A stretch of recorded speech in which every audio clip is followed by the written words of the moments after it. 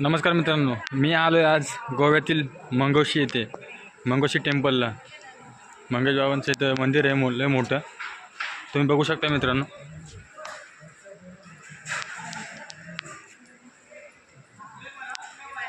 गोव्याला आला ना मित्रांनो तर नक्की या. मंदिर असं भारी आहे. पाऊस पण भरपूर पडतोय, बघू शकता मित्रांनो तुम्ही.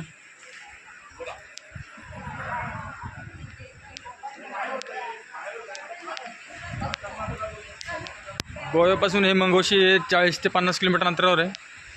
भारी आहे मंदिर. मंगेश म्हणून हे मंदिर आहे. भारी आहे. पाऊस लय मोठा पडतो मित्रांनो.